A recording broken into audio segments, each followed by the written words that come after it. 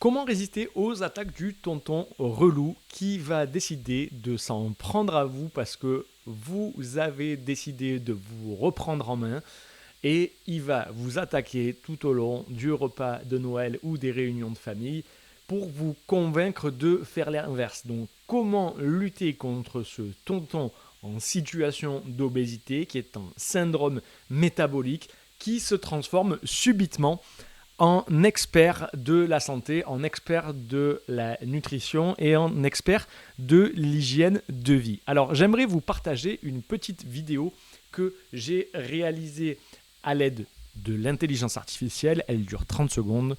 Je vais vous la partager tout de suite et comme ça vous allez me dire déjà en commentaire si vous reconnaissez cette situation et moi je vais vous expliquer comment vous allez pouvoir vous sortir de ça et surtout comment ne pas tomber dans ce piège si vous avez décidé de manière récente, à l'approche des fêtes de Noël, de vous reprendre en main malgré les fêtes de Noël. Vous avez envie de faire plus attention à ce que vous mangez, de faire plus attention à votre santé, de ne pas forcément manger de la merde parce que vous n'en avez plus envie et vous allez peut-être tomber sur ce tonton relou. Non mais de toute façon, leur truc cétogène là, c'est dangereux. C'est mon toubib qui me l'a dit. Et moi, la santé, tu vois, je maîtrise. Mon toubib, il dit que je suis en parfaite santé. J'ai un cholestérol LDL tout bas avec mes statines. Donc tout va bien. Toute ressemblance avec une situation réelle est purement fortuite. Cet oncle en syndrome métabolique, expert en santé, en hygiène de vie et en nutrition, n'existe pas. Et s'il existe, alors il pourra visionner cette vidéo à toutes fins utiles. Voilà la petite vidéo que j'ai réalisée. C'est bien sûr de l'humour, mais somme toute, ça peut correspondre à des situations réelles. Je vais vous partager, moi, le retour que j'ai des gens avec qui je travaille, des clients que je coach. Eh bien, malheureusement, c'est quasiment systématiquement le cas. Ils se retrouvent confrontés à un entourage lors des réunions de famille qui n'est pas forcément bienveillant par rapport à ce qu'ils ont décidé de faire. Ils ne sont pas forcément bienveillants, notamment quand il s'agit d'une alimentation réduite en glucides et plus riche en sources de graisse. Donc à partir du moment où on commence à dire « Ok, je vais un peu réduire les féculents », de toute façon, les trois quarts des gens commencent à émettre des doutes et à donner leur avis sur tout et n'importe quoi.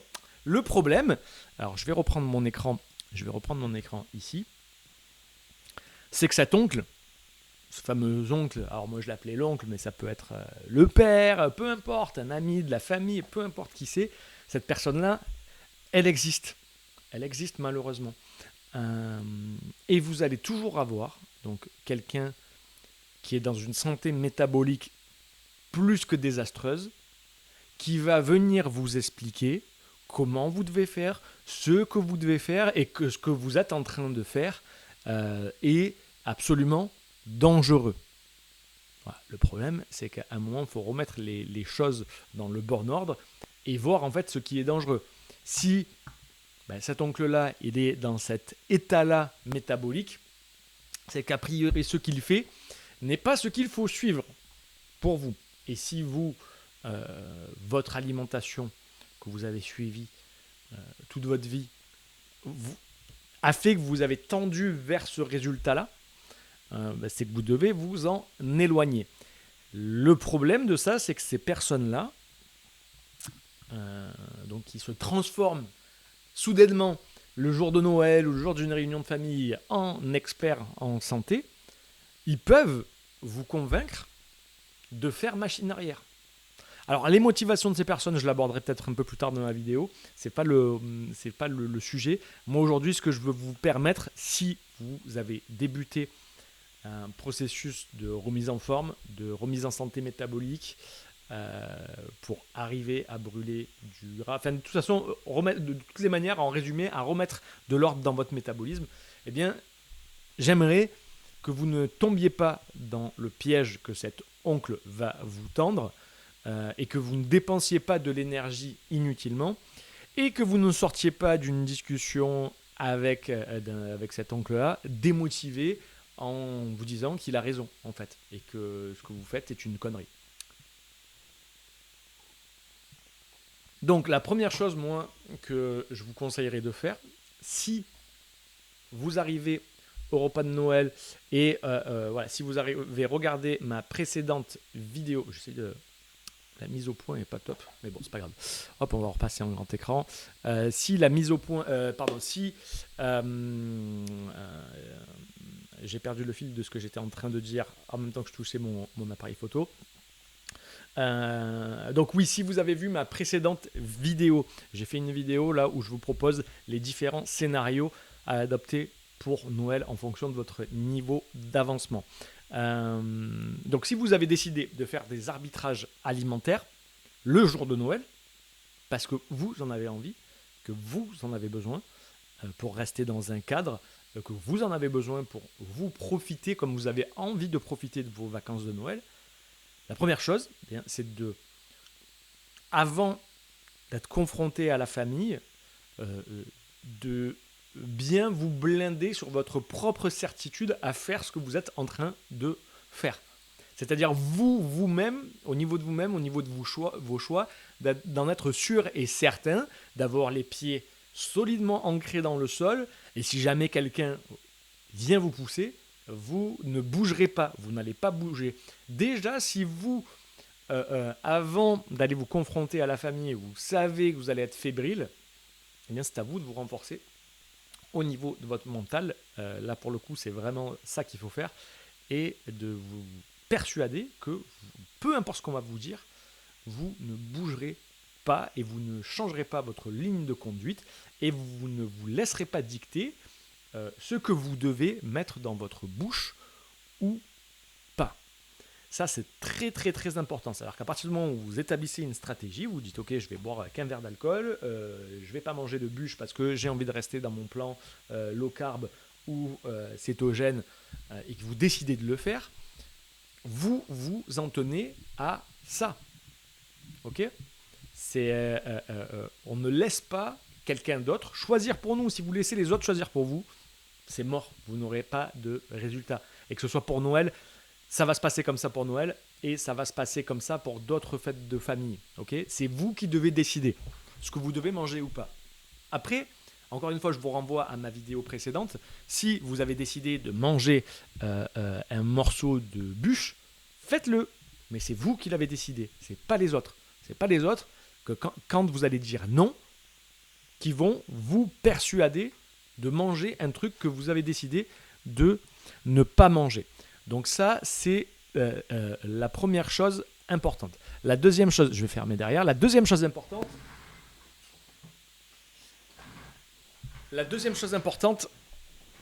c'est de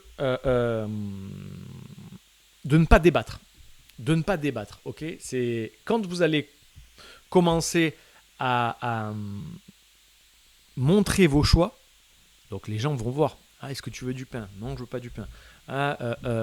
Ou qui vont vous voir par exemple mettre le riz de côté ou ne pas manger tout le riz, peut-être ne pas manger tous les desserts, peut-être ne pas vous comporter comme vous vous comportiez avant. Moi, ce que je vous suggère, c'est de ne pas débattre, ni même d'expliquer ce que vous êtes en train de faire. Parce que si vous débutez, moi aujourd'hui, je vais vous donner mon cas à moi, moi aujourd'hui, si on me demande ce que je fais, ça ne me pose pas de problème. Déjà, les résultats, je les porte sur moi. Ça fait 5 ans, désolé, la mise au point de l'appareil photo m'embête. Ça fait 5 ans que je fais ça. Ça fait 5 ans que je suis stable au niveau du poids. Et les gens qui me disaient au début « Ah, tu fais n'importe quoi, c'est de la merde, c'est n'importe quoi, c'est pas tenable », me demandent aujourd'hui des conseils, comment j'ai fait, me demandent aussi de les coacher. Pourquoi ? Parce que ça fait 5 ans que j'ai plus de problème de poids, alors que j'en avais avant. Ça fait 5 ans que j'arrive à avoir un comportement qui tient dans la durée. Donc ça, quand les gens ils voient qu'en fait vous avez une rigueur, que physiquement vous êtes plutôt stable, et qu'en fait vous avez aussi modifié vos comportements. Voilà, moi, il y a quelques années, j'avais pas le mode de vie que j'ai aujourd'hui. Je mangeais beaucoup plus de bêtises, je buvais beaucoup plus.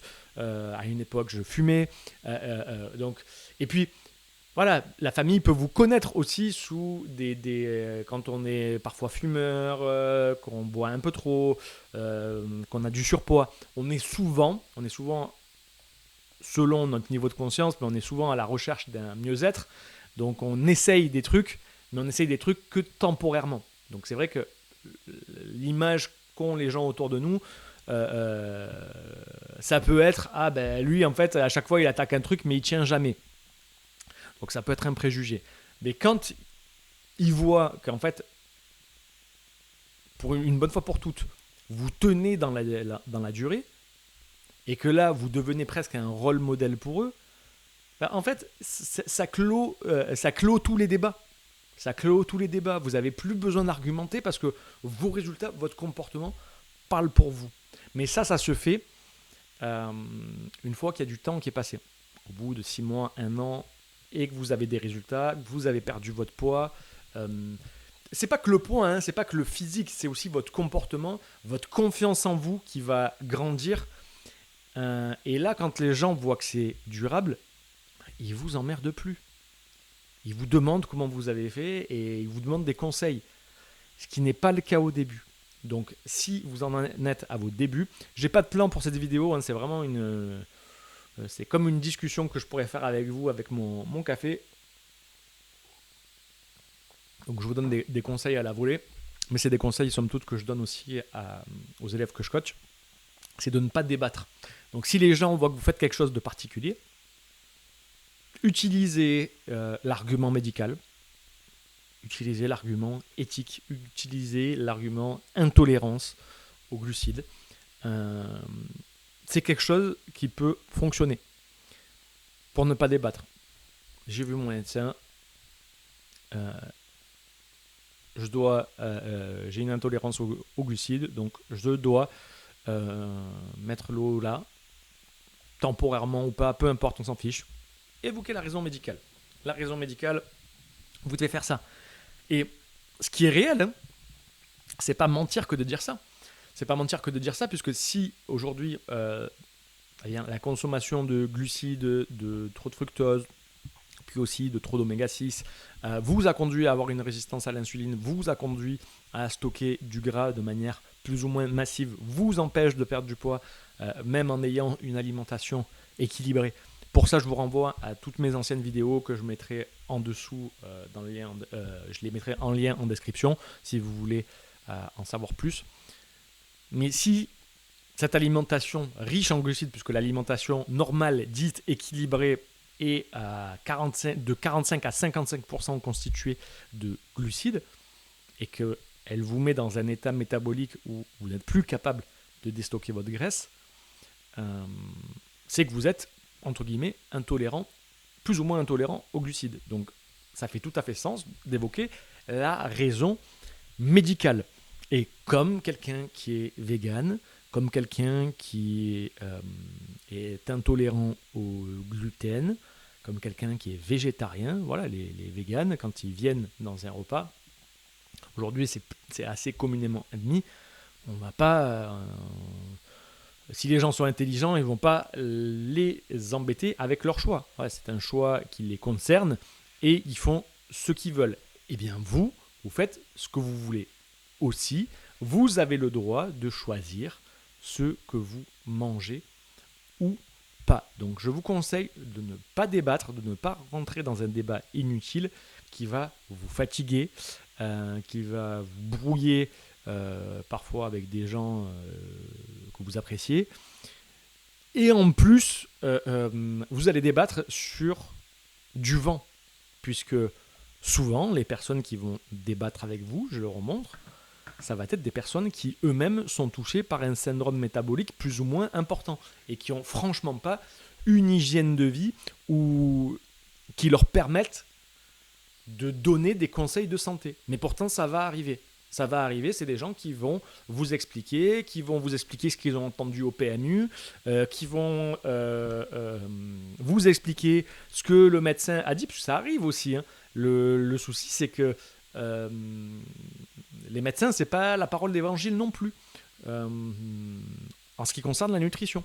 Je suis bien placé pour le savoir, puisque mon papa est un médecin gastro-entérologue. Je l'embrasse s'il voit cette vidéo. C'était quelqu'un de très compétent, mais c'était quelqu'un aussi à l'époque qui était capable de vous donner des conseils en nutrition, et puis entre deux consultations, de fumer une clope et de boire un coca, et de manger des produits transformés. D'ailleurs, mon papa a fait un infarctus, et puis il est multistenté au niveau des coronaires. Donc, jusqu'à un certain âge, ça n'a pas été un modèle de nutrition. Ses conseils en nutrition, il y avait peut-être une partie qui était efficace, mais lui ne se les appliquait pas à lui-même. Aujourd'hui, il revient d'ailleurs plus vers le type d'alimentation que moi je conseille que celle qu'il conseillait avant. Donc, pour vous dire que les médecins, et d'ailleurs, voilà, pour vous dire, mon papa avait, lui, à l'époque, c'est un gastro-entérologue, et à l'époque, ils avaient une spécialité en nutrition. Donc, il avait une spécialité en nutrition. Donc, pour vous dire, c'est pas parce qu'ils sont médecins que c'est parole d'évangile. Il y en a, ils connaissent, il y en a, ils connaissent pas. Et autour de moi, donc, ma compagne est médecin généraliste également. Bon, j'ai pas mal de familles qui est dans la médecine. Je peux vous dire que ils sont pas tous parole d'évangile. Ma compagne au début, quand elle est rentrée en internat, elle pourrait vous le dire si elle parlait à ce micro. La formation, c'est peanuts en nutrition. Et donc, il se retrouve à donner des conseils bateau. Manger plus, bouger plus. Et en plus, c'est vrai, pour le coup, il faut manger plus pour perdre du poids. Il ne faut pas forcément manger moins. Il faut manger mieux et plus de produits bruts. Mais ouais, c'était les conseils bateau. Manger moins, bouger plus, attention aux graisses saturées, plus de graisses végétales, plus de protéines végétales, bref, le classique qui ne fonctionne pas pour une moitié de la population française. Donc, tout ça pour vous dire que les médecins, c'est pas parole d'évangile, et encore plus quand ça fait une chaîne d'information où l'information, elle est amplifiée, déformée, mal perçue. Donc, quand c'est votre oncle en syndrome métabolique qui croit avoir compris un truc que son médecin lui a dit et qui vous le répète, bon, a priori, vaut mieux réfléchir par vous-même. Donc moi, ce que je vous conseille, c'est de ne pas rentrer dans un débat inutile et de dire voilà, c'est mon choix, c'est comme ça, et puis basta. Et la dernière chose, c'est ne vous faites pas avoir par l'argument, puisque il y a ces cas de figure là. Il y a la confrontation. Donc on va vous dire oui, c'est n'importe quoi, c'est dangereux pour la santé, le cholestérol, la santé cardiaque, blablabla. Donc on va essayer de vous faire peur et puis voilà, on va essayer de vous donner des arguments d'autorité. Oui, mon médecin, moi, il m'a dit que j'étais en parfaite santé et que c'est comme ça qu'il fallait manger. Bon, alors que la personne visiblement n'est pas dans une santé métabolique qui lui permet de donner des conseils. Mais l'autre chose qui peut vous arriver aussi, c'est le chantage affectif. Donc comment ça se passe ça ? C'est mange ce bout de gâteau pour me faire plaisir. Mange ça pour me faire plaisir. Alors ça, ouais, c'est une technique qui est souvent adoptée, par la famille. Alors c'est pas forcément malveillant. Hop, je referme la porte, désolé. J'ai mes chats qui rentrent et qui sortent. Bon, c'est vraiment une vidéo en dilettante aujourd'hui. Des fois, la famille utilise ça pour vous tirer vers eux. Alors malheureusement, il y a cette intention qui est pas forcément malveillante, mais qui n'est pas bienveillante non plus. C'est que la famille, les proches peuvent transposer leur propre peur, leur propre crainte sur vous. Et ils peuvent tenter aussi de vous ramener à leur propre médiocrité. Sans le faire exprès, c'est pas forcément fait exprès, mais ils vous ont vu toujours agir d'une manière, Et là, de vous voir solide sur vos appuis, déterminé à faire quelque chose, ça les perturbe tellement qu'ils veulent absolument vous ramener vers eux. C'est pas forcément mal intentionné, mais c'est pas dans votre intérêt non plus. Donc c'est ni bienveillant ni malveillant, mais c'est voilà, on va dire c'est entre les deux. Donc attention à ce chantage affectif. Et quand même, et pour me faire plaisir, tu vas manger ça. Ça n'a le plaisir qu'a une personne à vous voir n'a rien à voir avec le fait que vous mangiez quelque chose ou non. Le plaisir, c'est que vous soyez là. Le plaisir, pour l'autre personne, c'est que vous soyez en joie, que vous ayez le sourire, que vous soyez bien dans votre peau, que vous soyez, entre guillemets, la meilleure version de vous-même ce jour-là pour passer un bon moment ensemble. Si vous n'êtes pas bien, que vous vous sentez gros ou grosse, pas beau, vous vous sentez pas bien dans vos vêtements, c'est-à-dire vous n'êtes pas bien, voilà, c'est peu importe que vous soyez en surpoids ou pas, c'est pas une question de ça, c'est vous, est-ce que vous vous sentez bien ou pas. Si vous arrivez que vous n'êtes pas bien, que vous mangez un truc qui va pas vous mettre bien, parce que faut bien se dire un truc, c'est que les aliments sucrés, oui, ils procurent du plaisir à très court terme, mais derrière ça peut vous faire vous sentir pas bien. Et d'ailleurs, on sait que une consommation d'aliments trop sucrés et une trop faible consommation d'acides gras, notamment des oméga 3, peut causer des problèmes au niveau du cerveau et favoriser de la dépression. Okay, donc c'est quelque chose de vrai. Et c'est pour ça d'ailleurs que quand on bouffe comme je vais dire le mot, mais comme un gros tas durant les fêtes de Noël, quand on fait une semaine où on s'empiffre, à la fin on est presque déprimé, quoi. On n'en peut plus, on a trop mal digéré, on a trop mal dormi. Donc entre tout le sucre qu'on s'est envoyé, la fatigue, la mauvaise digestion, eh bien on finit les vacances, on est presque déprimé. Donc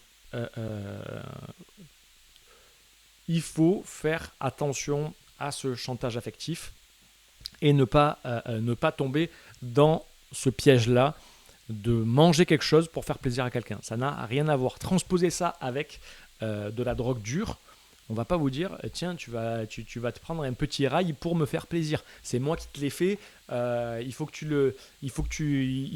tu prennes ça. Alors c'est un exemple extrême. La nourriture n'est pas de la drogue, mais somme toute, c'est une situation aberrante qui peut montrer que c'est aussi aberrant de dire à quelqu'un, d'intimer à quelqu'un, de manger un truc, en lui faisant le chantage affectif. Oh, si tu ne le manges pas, je vais être triste. Ça n'a rien à voir du tout. Et la dernière chose, encore une fois, c'est attention à la transposition. C'est-à-dire les gens, ils vont vous transposer leurs propres craintes sur vous. Donc si vous êtes en alimentation cétogène, low carb, et encore une fois que donc, vous adoptez un autre mode de nutrition, ils vont vous sortir tous les mythes et arguments qu'ils ont vus dans Santé Magazine, qu'ils ont vus d'autres coachs, d'autres influenceurs.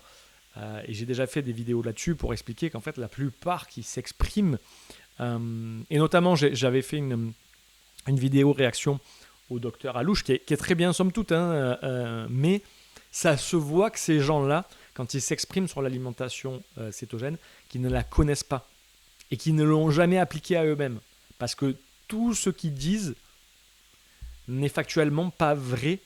Et si ils l'avaient appliqué dans leur quotidien, il y a plein de mythes en fait qui tombent. Et notamment au niveau de la santé métabolique et notamment au niveau de est-ce que c'est tenable ou pas. Je suis la preuve vivante, ça fait 5 ans. Et puis, il y a des milliers, voire des millions de gens sur Terre qui ont cette alimentation et qui ne sont toujours pas morts.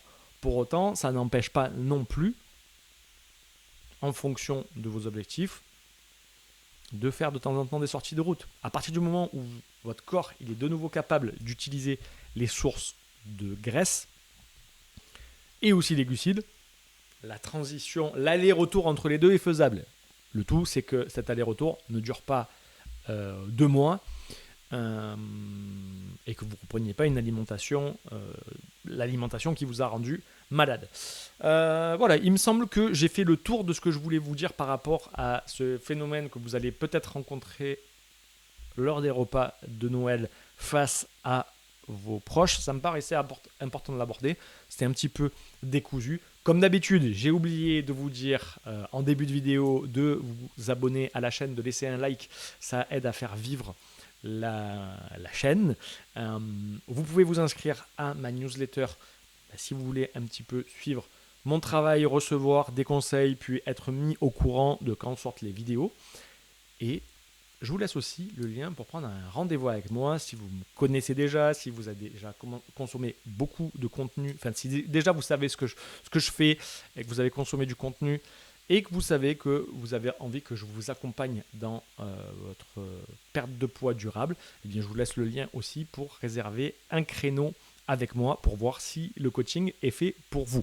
J'espère que cette vidéo vous aura été utile. Dites-le moi en commentaire en tout cas. Et puis je vous souhaite de bonnes fêtes de fin d'année. Joyeux Noël si on ne se voit pas d'ici là. C'était Julien Castro. Ciao.